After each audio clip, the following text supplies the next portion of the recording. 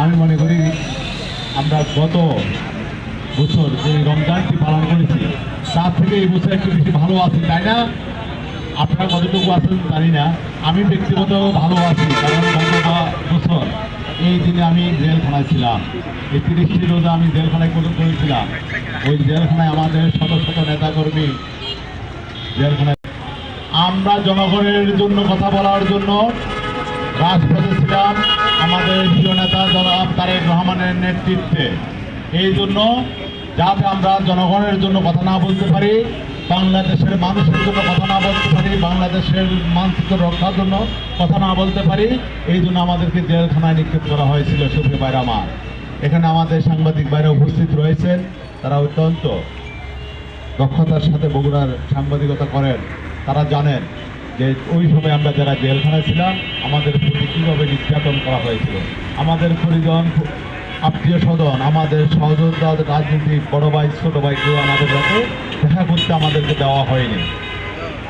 এবং কি বগুড়া সবসময় আমাদের মধ্যে একটা আতঙ্ক কাজ করেছিল, কখন এসে আছে গুন্ডা বাহিনী এসে হামলা করবে, হাসিনার সেই চিহ্নিত সন্ত্রাসীরা এসে হামলা করবে, হাসিনার সেই চিহ্নিত পুলিশ বাহিনী এসে গ্রেপ্তার করবে। এইসব আতঙ্কে সবসময় মানুষের দিন কাটতো। আমরা আজকে এটা থেকে একটু হলো ভালো আছি। ভালো আছি এই কারণেই যে আমাদের যে ছাত্র জনতার জুলাই আন্দোলনের ফসল এই বুনিয়াদ আমাদের 16 বছরের শাসন থেকে বিতাড়িত হয়ে নিতে পালিয়ে যেতে বাধ্য হয়েছে তার শ্বশুর বাড়ি ইন্ডিয়াতে।